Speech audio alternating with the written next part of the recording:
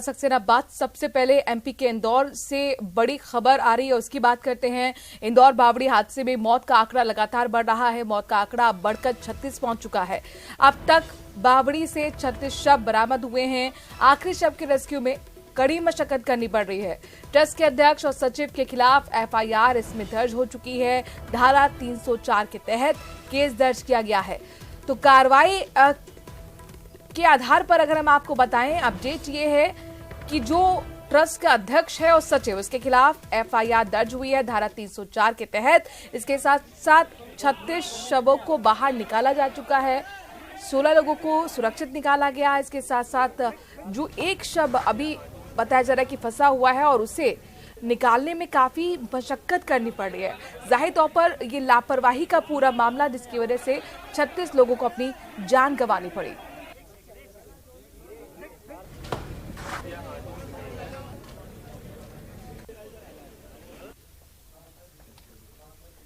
ये 6 तस्वीरें आपको हम दिखा रहे हैं जहां पर बावड़ी की छत टूटी और सांसों की डोर भी टूट गई। किसी की गोद सुनी हुई तो किसी का सुहाग छीन लिया। खुद मुख्यमंत्री शिवराज सिंह चौहान इंदौर पहुंचे। सबसे पहले अस्पताल में घायलों का मुलाकात कर इलाज, उनकी हालत जानी। इसके साथ साथ सीएम घटनास्थल पर भी पहुंचे, जायजा लिया। सीएम ने कहा कि जांच के आदेश दिए गए हैं, जांच के बाद दोषियों पर बड़ी कार्रवाई होगी। इसके अलावा प्रदेश भर में ऐसे कुएं या बावड़ी जो ढकी हुई हैं, उनकी जांच की जाएगी, ये खुद मुख्यमंत्री ने कहा है। कल आपको याद होगा कि रामनवमी पर बिलेश्वर महादेव झूलेलाल मंदिर में हवन पूजन के दौरान बावड़ी का स्लैब भरभराकर नीचे गिर गया था। 60 फीट गहरी इस बावड़ी में श्रद्धालु गिर गए थे। मुख्यमंत्री शिवराज सिंह चौहान ने मृतकों के परिजनों को 5-5 लाख रुपए और घायलों को 50-50 हजार रुपए मुआवजा देने का ऐलान किया है।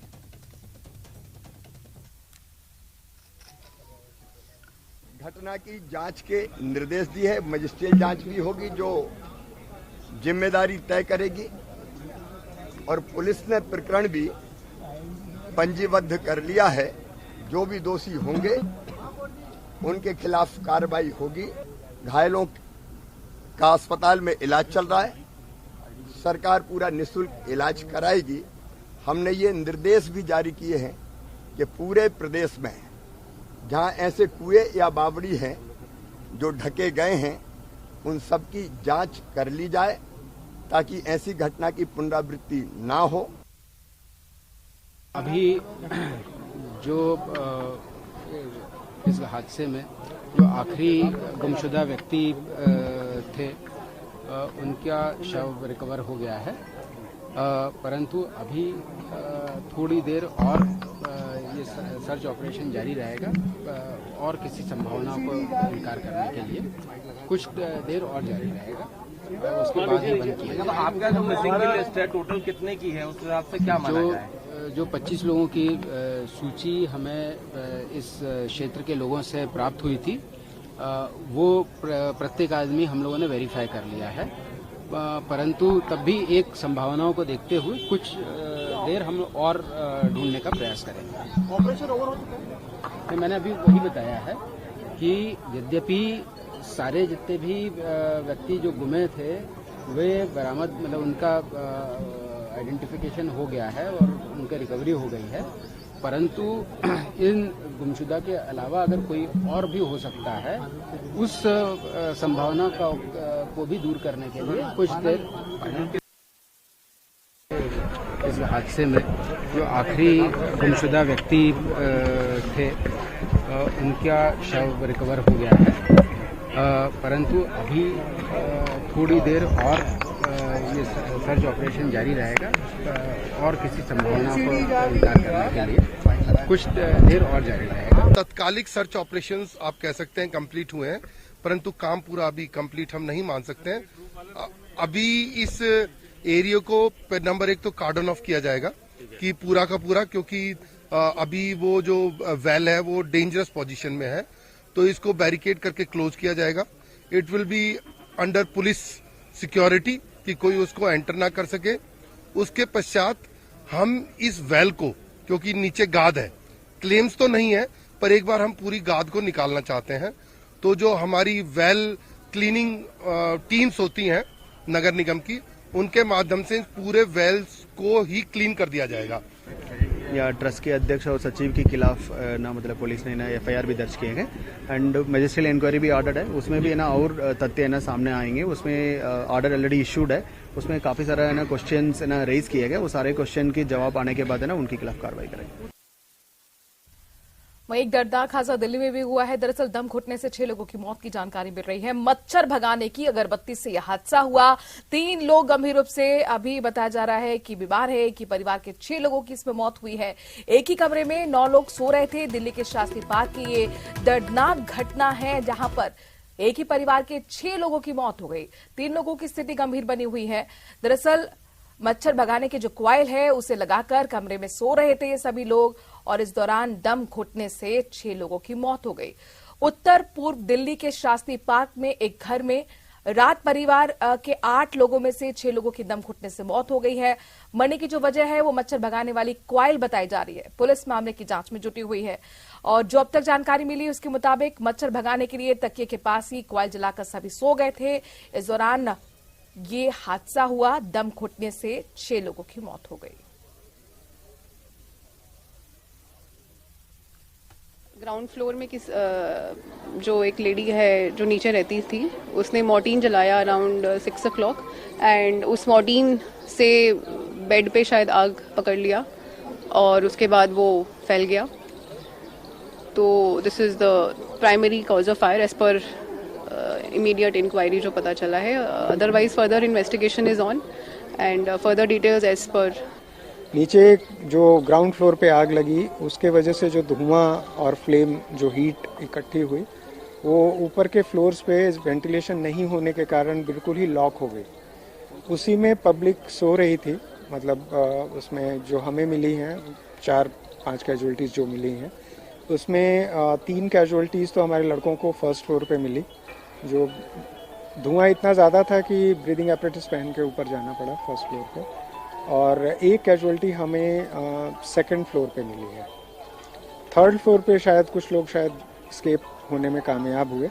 एग्जैक्टली अभी हमें पता नहीं है कि कितने लोग वहाँ से निकले हैं। एक बहुत ही दुखद खबर थी। आज सुबह 9 बजे हमारे यहाँ DDA में के कंट्रोल रूम पे नंबर आया और ये शास्त्री पार्क का एरिया है बुलंद मस्जिद के पीछे। एक घर में जैसा कि वहाँ के रहने वालों से भी बात किया, उसमें चूंकि आजकल रमजान चल रहा है तो सुबह इन लोगों का रोज़ा इन्होंने खोला होगा और उस समय सुबह मॉर्टीन जलाने की वजह से बंद कमरे में धुआं हुआ और उसी में सफोकेशन की वजह से ये हादसा हुआ। जब प्रवेश चंद्र हॉस्पिटल में मैं अभी होके आया हूँ वहाँ पे 6 कैजुअलिटी है उसमें, जिसमें एक 3 साल का बच्चा भी है और 2 लोग बुरी तरह से झुलसे हुए हैं, जिसका ट्रीटमेंट के लिए उनको GTB में रेफर किया जा चुका है और 2 लोगों को चोट लगी है जिसका इलाज वहाँ चल रहा है। वहीं उड़ीसा के संबलपुर जिले में बीती रात एक कार के नहर में गिर जाने से उसमें सवार 7 लोगों की मौत हो गई। एक पुलिस अधिकारी ने जानकारी दी है। उनका कहना है कि कार चालक ने देर रात करीब 2 बजे सासन थाना क्षेत्र के परमानपुर के पास वाहन पर से नियंत्रण खो दिया, जिससे वो सड़क से फिसलने के बाद पलटकर नहर में गिर गया। अधिकारी के मुताबिक कार में सवार लोग परमानपुर में एक वैवाहिक समारोह में शिरकत करने के बाद वापस लौट रहे थे कि इस दौरान यह हादसा हुआ।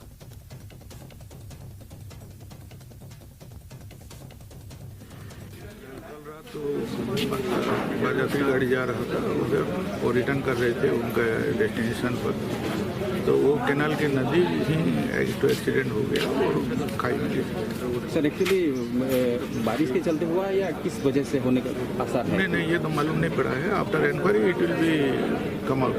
सर कितने आदमी का डेथ हुआ है अभी तक जो सूचना? अभी तक 6 का पुष्टि हुआ है और एक रेस्क्यू किए हैं और जिन्हें कोई था, और बाकी 2 इंजर्ड इधर ट्रीटमेंट हो रहा है। अच्छा।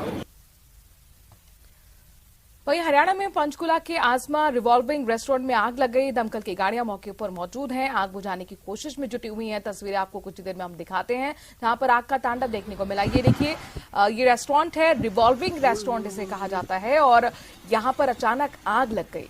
दमकल की गाड़ियां फिलहाल मौके पर पहुंचकर आग बुझाने की कोशिश कर रही हैं। आग इतनी जबरदस्त है, आप देख सकते हैं आसमान में काला गुबार नजर आ रहा है।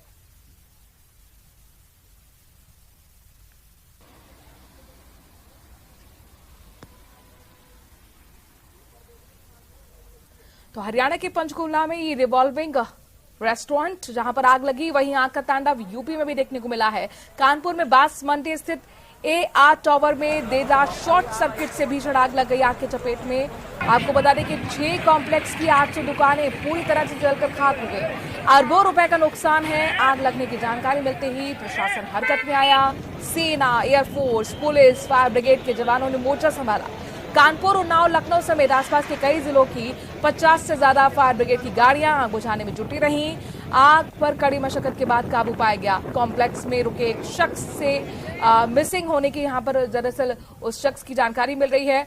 आग सबसे पहले AR टावर में लगी और देखते ही देखते दुकानों तक पहुंच गई। हवाओं के कारण बताया जा रहा है कि आग कई दुकानों को अपनी चपेट में लेती हुई नजर आई। इसके बाद देखते ही देखते पूरा 3 मंजिला जो टावर था वो धधकने लगा। आग हमराज कॉम्प्लेक्स, नफीस टावर, अर्जुन कॉम्प्लेक्स और साथ ही मसूद कॉम्प्लेक्स 1 में लगी है।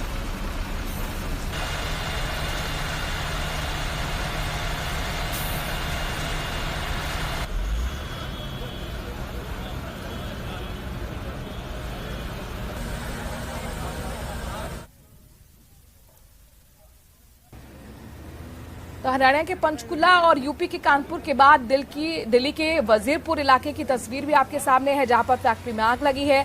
इस आग पर काबू पाने के लिए दमकल की 25 गाड़ियां मौके पर पहुंची।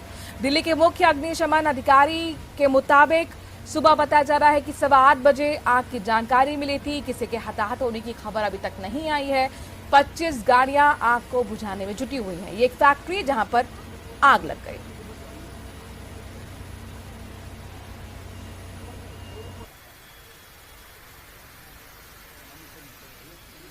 दूर दूर तक जहां तक नजर जा रही है वहां सिर्फ और सिर्फ आग का काला गुबार आपको नजर आ रहा है, धुएं का गुबार ये नजर आ रहा है। फैक्ट्री है जिसमें आग लगी है और फिलहाल कोशिश यही कि आग पर जल्द से जल्द काबू पाया जा सके, लिहाजा 25 गाड़ियां इस वक्त दमकल की मौके पर मौजूद है। 8:18 पे कॉल मिली थी हमें, एक फैक्ट्री में आग है। तो सर कोई कैजुअलिटी की खबर है? कैजुअलिटी अभी कोई रिपोर्टेड नहीं है हमारे पास। तो कब तक कंट्रोल हो जाएगी ये कह पाना मुश्किल है। ये डिपेंड करेगा अंदर इसके कितने केमिकल है, कितना स्टोरेज है, किस कंटेनर्स में रखे हैं, इस पर डिपेंड करेगा। तो कितनी गाड़ियां लगी हुई है अभी तक? 25 गाड़ियां अभी काम कर रही हैं।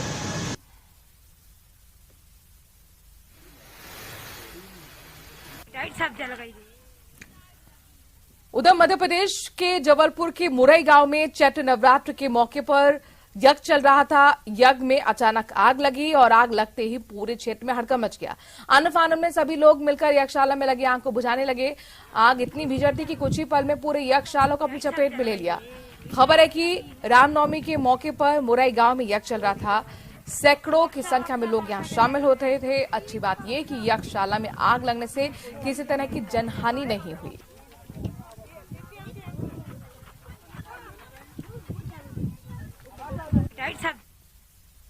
और अब बात अमृतपाल की करते हैं। वारिस पंजाब डे का चीफ खालिस्तान समर्थक अमृतपाल 14वें दिन भी फरार है।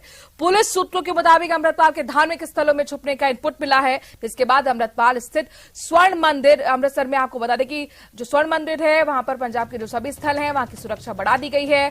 सादी वर्दी में पुलिसकर्मी यहां तैनात किए गए हैं। देर रात को अमृतपाल के गांव जलोपुर खेड़ा से सटे गांव रैया में भी ड्रोन मिला है। ये ड्रोन पेड़ से लटका हुआ था। पुलिस ने इसे जब्त कर जांच शुरू की है। गुरुवार को 28 घंटे में अमृतपाल का दूसरा वीडियो सामने आया, जिसमें अमृतपाल ने कहा है कि मैं विदेश नहीं भागूंगा, जल्द ही लोगों के सामने आऊंगा।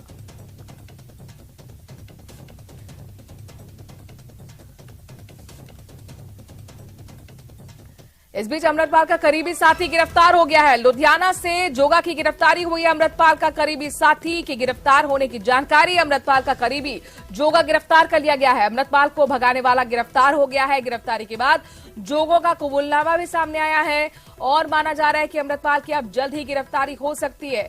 तो अमृतपाल पर शिकंजा कसने के लिए लगातार उसके करीबियों पर यहां पर शिकंजा कसने की कोशिश, और अमृतपाल का जो करीबी जोगा है वो गिरफ्तार हो गया है।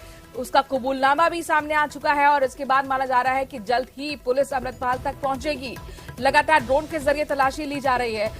गांव गांव ड्रोन लगाए गए हैं। होशियारपुर हो या फिर अमृतसर, सुरक्षा बढ़ा दी गई है। चूंकि खबर ये, इनपुट ये कि अमृतपाल स्वर्ण मंदिर में यानी गोल्डन टेम्पल में सरेंडर कर सकता है। उसका परिवार 2 दिन से गोल्डन टेम्पल में ही मौजूद है और पिछले 2 दिन में 2 वीडियो सामने आने के बाद लगातार अब पुलिस एक्शन में नजर आ रही है। उसके करीबी तक पहुंचने की कोशिश और जोगा जो कि अमृतपाल का करीबी है उसकी गिरफ्तारी होने की जानकारी।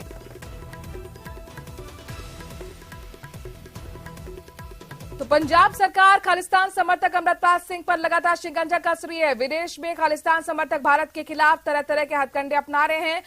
पंजाब सरकार पर दबाव बनाने के लिए उन्होंने सीएम भगवंत मान के परिवार को निशाना बनाया है। मीडिया रिपोर्ट्स के मुताबिक सीएम मान की बेटी को धमकी देने और उनके साथ गाली गलौज करने का मामला सामने आया है।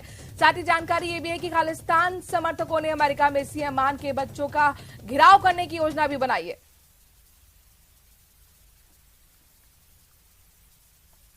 बात मनीष कश्यप की करते हैं। यूट्यूबर मनीष कश्यप की मुश्किलें बढ़ती हुई नजर आ रही हैं। तमिलनाडु पुलिस को 3 दिन की कस्टडी मिली है। तमिलनाडु पुलिस मनीष से पूछताछ करेगी। मनीष को तमिलनाडु पुलिस बिहार लाएगी। पुलिस बिहार लाकर सबूतों की पुष्टि करेगी। तमिलनाडु पुलिस ईओ से भी जानकारी लेगी। तो तमिलनाडु फर्जी वीडियो मामले में सरेंडर किए जाने के बाद यूट्यूबर मनीष कश्यप की मुश्किलें कम होने का नाम नहीं ले रही हैं। मदुरई की अदालत ने मनीष को तमिलनाडु पुलिस की रिमांड पर दिया है। पुलिस अब उससे पूछताछ करेगी, बिहार लेकर आएगी। खबर है कि जिन सबूतों के आधार पर तमिलनाडु पुलिस ने केस दर्ज किया है उसकी पुष्टि मनीष को बिहार लाकर की जाएगी। साथ ही तमिलनाडु की पुलिस आर्थिक अपराध इकाई के अधिकारियों से जांच के बारे में जानकारी भी लेगी।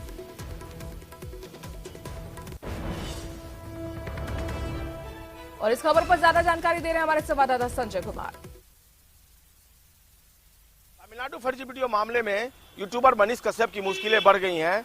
आर्थिक अपराध अनुसंधान इकाई बिहार में इस मामले की जांच कर रही थी और अब इस पूरे मामले में तमिलनाडु पुलिस ने भी जांच तेज कर दी है। मदुरई की अदालत ने यूट्यूबर मनीष कश्यप को पुलिस रिमांड पर भेज दिया है और इस बीच जो मनीष कश्यप के वकील होंगे उन्हें इस बात की छूट दी गई है कि पुलिस रिमांड में वो मनीष कश्यप से मिल सकते हैं। एक बड़ी खबर यह है कि जो तमिलनाडु की पुलिस है वो इस मामले की जांच और अनुसंधान के क्रम में बिहार भी पहुंचेगी और यहाँ पर जहाँ ये वीडियो बनाया गया था और तमाम जो एविडेंस तमिलनाडु पुलिस ने अपने लेवल पर कलेक्ट किया था उसके कंफर्मेशन के लिए, उसकी पुष्टि के लिए वो यहाँ पहुंचेगी और मनीष कश्यप को उन स्थानों पर वो ले जा सकती है।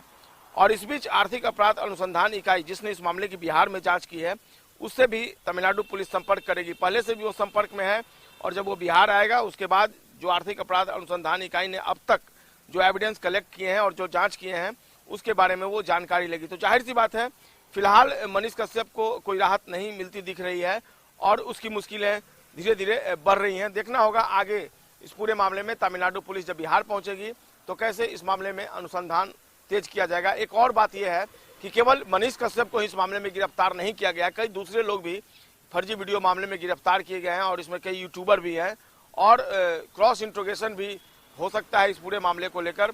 और जो अब तक सबूत मिले हैं उस सबूत के आधार पर अनुसंधान जो है वो तेज होगी। संजय कुमार, न्यूज 18 पटना। और अब बात पश्चिम बंगाल के हावड़ा की करते हैं। दरअसल रामनवमी की शोभा यात्रा में पथराव के बाद आगजनी यहां पर हुई। ममता ने बीजेपी को इसके लिए जिम्मेदार ठहराया है तो वहीं बीजेपी ने हिंसा के लिए ममता को जिम्मेदार। हावड़ा में हिंसा के बाद तनाव अभी भी बना हुआ है। आरोपी की धरपकड़ चल रही है। पुलिस ने अब तक 17 लोगों को गिरफ्तार कर लिया है।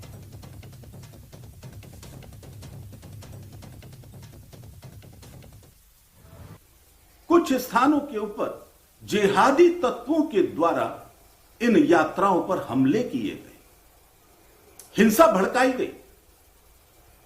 इसमें बंगाल का हावड़ा, इस्लामपुर, सिलीगुड़ी, गुजरात का वडोदरा, महाराष्ट्र का संभाजीनगर, ऐसे कई स्थानों के ऊपर हिंसक हमले किए गए।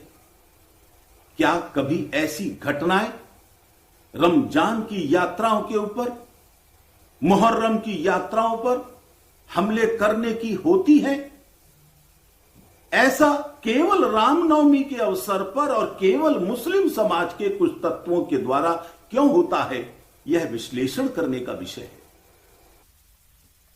तो दोनों तरफ से आरोप प्रत्यारोप का दौर चल रहा है। खबरों में आगे बढ़ रहे हैं। चेन्नई की एक शीर्ष कला और सांस्कृतिक अकादमी कलाक्षेत्र फाउंडेशन में कथित यौन उत्पीड़न के शिकार हुए छात्राओं के लिए न्याय की मांग करते हुए लगभग 200 छात्राओं ने विरोध प्रदर्शन किया है। 4 पुरुष फैकल्टी मेंबर्स पर यौन उत्पीड़न का आरोप लगाया गया है। छात्रों का कथित यौन उत्पीड़न करने वाले प्रोफेसर के खिलाफ कार्रवाई नहीं करने को लेकर छात्रों के विरोध के बाद कलाक्षेत्र शैक्षणिक संस्थान को बंद कर दिया गया है। संस्थान के अधिकारियों ने इसकी जानकारी दी।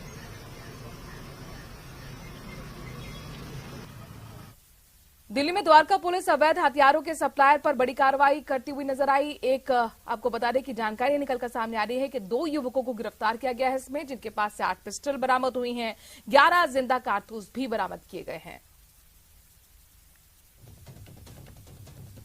तो दिल्ली के द्वारका में ये बड़ी कार्रवाई, पुलिस ने अवैध हथियारों के सप्लायर पर कार्रवाई की है। 2 युवकों को इसमें गिरफ्तार किया गया है, उनके पास से 8 पिस्टल बरामद, साथ ही 11 जिंदा कारतूस।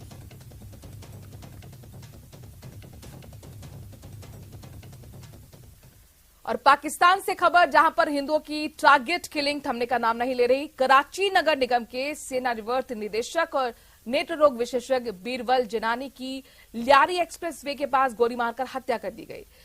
मीडिया के मुताबिक उनके सहायक घायल हुए हैं। दोनों एक कार में यात्रा कर रहे थे। हमले की सीसीटीवी फुटेज के आधार पर टारगेट किलिंग का मामला होने का ये संदेह जताया जा रहा है। पाकिस्तान में इसी महीने हिंदू डॉक्टर पर हमले का ये दूसरा मामला है। इस महीने की शुरुआत में पाकिस्तान के हैदराबाद के एक डॉक्टर धर्मदेव राठी को उनके ड्राइवर ने घर में अंदर मौत के घाट उतार दिया था।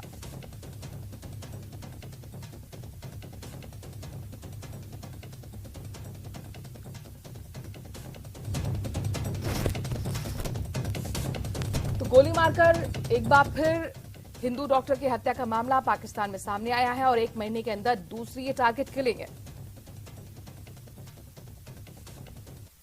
और बिग ब्रेकिंग, उदयपुर से आबकारी थाना सलोम्बर का प्रहर अधिकारी रिश्वत लेते हुए ट्रैप हुआ है। डूंगरपुर इकाई की एसीबी टीम ने कार्रवाई की। आबकारी अधिकारी राजेंद्र प्रसाद जाटव 6,000 की घूस लेते हुए गिरफ्तार किए गए। राजेंद्र जाटव ने 3 महीने की बंदी के रुपए मांगे थे और 6,000 रुपए की परिवार से मांग की। शिकायत के आधार पर डूंगरपुर एसीबी ने कार्रवाई की है। उदयपुर महानिरीक्षक राजेंद्र प्रसाद गोयल के सुपरविजन में डूंगरपुर इकाई के उप अधीक्षक जोशी की टीम ने यह ट्रैप किया। आबकारी प्रहरा अधिकारी राजेंद्र जाटव ने लाइसेंस शुदा शराब की दुकान को बिना परमिशन किए चलाने देने की एवज में एक घूस मांगी थी और 6,000 की घूस देते हुए रंगे हाथों गिरफ्तार किया गया है। और इसी के साथ इस बुलेटिन में इतना ही। देखते रहे न्यूज़ 18 राजस्थान।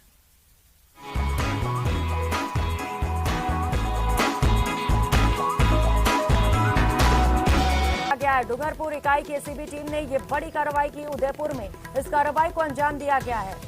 आबकारी अधिकारी राजेंद्र प्रसाद जाटव 6,000 की घूस लेते हुए गिरफ्तार हुआ है। राजेंद्र जाटव ने 3 महीने की बंदी के रूप में 6,000 रिश्वत की डिमांड की थी। परिवादी की शिकायत पर डूंगरपुर एसीबी ने ये बड़ी कार्रवाई की। एसीबी के उदयपुर उप महानिरीक्षक राजेंद्र प्रसाद गोयल के सुपरविजन में ये कार्रवाई की गई। डूंगरपुर इकाई के उप अधीक्षक हेरम्ब जोशी की टीम ने ये ट्रैप की कार्रवाई की है। आबकारी प्रहरा अधिकारी राजेंद्र जाटव ने लाइसेंस शुदा शराब की दुकान को बिना परेशान किए चलने देने के एवज में घूस मांगी थी। एक और बड़ी कार्रवाई सीबी की ओर से डूंगरपुर से ये बड़ी खबर। और रुक लेते एक और बड़ी खबर का। हनुमानगढ़ से ये बड़ी खबर है। ढाणी में जाने का रास्ता नहीं होने का मामला और इसे लेकर इस वक्त की बड़ी खबर आपको बता दें। कच्ची सड़क पर 8वें दिन भी त्रिपाल के नीचे प्रसूता बैठी हुई है। लगातार प्रदर्शन किया जा रहा है। सर्दी और बरसात में 8 दिन के नवजात के साथ प्रसूता धरना प्रदर्शन कर रही है। बाल कल्याण समिति ने प्रसूता और उनके परिजनों से समझाइश की है। ढाणी जाने के लिए रास्ता देने की मांग पर परिजन अड़े हुए हैं। जिले के 23 LLW गांव का ये पूरा मामला है।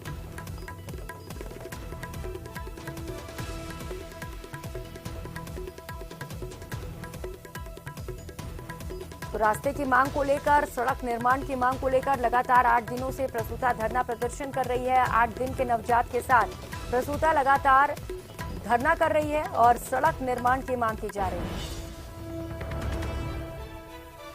तो ढाणी में जाने का रास्ता नहीं है, जिसे लेकर प्रसूता को भी दिक्कतें हुई थी। बताया जा रहा है डिलीवरी के बाद जब प्रसूता पहुंची तो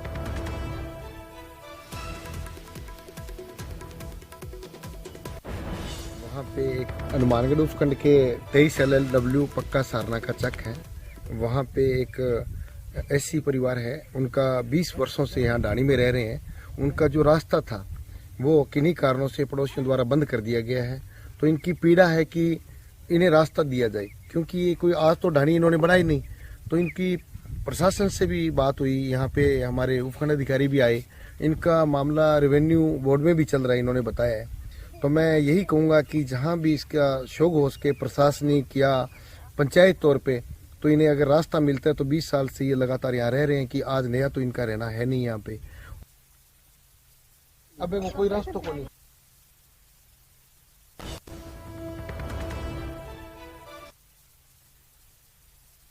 और दीपेंद्र हुड्डा इस वक्त पीसी कर रहे हैं, सीधे लिए चलते हैं, सुनाते हैं क्या बोल रहे हैं।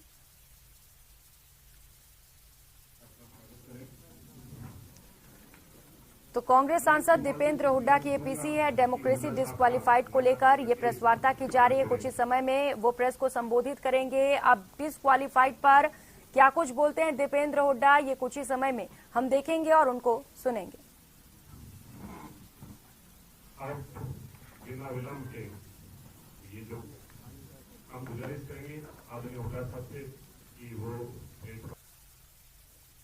और रुक लेते हैं बड़ी खबर का। श्रीगंगानगर के सूरतगढ़ से बड़ी खबर सामने आ रही है। सूरतगढ़ को जिला बनाने की मांग की जा रही है और इसी को लेकर लगातार लोगों का संघर्ष भी जारी है। जिला बनाने की मांग को लेकर एसडीएम कार्यालय पर लोग पहुंचे। प्रदर्शनकारियों की पुलिस जाब्ते के साथ इस दौरान धक्का मुक्की भी हुई। कार्यालय परिसर के बाहर ही लगातार धरना प्रदर्शन जारी है। लोग नारेबाजी करते हुए नजर आ रहे हैं। तो सूरतगढ़ को जिला बनाने की मांग की जा रही है। एक लंबे अरसे से कई साल बीत चुके हैं जब सूरतगढ़ को जिला बनाने की मांग की जा रही थी और ऐसे में जब उनकी मांगे नहीं मानी गई तो ऐसे में लोगों का आक्रोश बढ़ता चला जा रहा है। और खबर झुंझुनू से है, जहां लाखों रुपए की लागत से खरीदी गई स्वीपिंग मशीन मेंटेनेंस के अभाव में कबाड़ बन रही है। मशीन के खराब होने के चलते शहर की सड़कों की सफाई नहीं हो पा रही। शहर की सड़कों की सफाई केवल सफाई कर्मचारियों के ही भरोसे है। स्वीपिंग मशीनों के रखरखाव में लापरवाही के चलते ये बंद पड़ी हुई है। नगर परिषद आयुक्त ने ये बताया है कि स्वीपिंग मशीन काफी समय से बंद है, इसके पार्ट्स खराब हो चुके हैं। इस बुलेटिन में फिलहाल इतना ही। खबरों का सिलसिला जारी है, आप बने रहिए हमारे साथ। नमस्कार।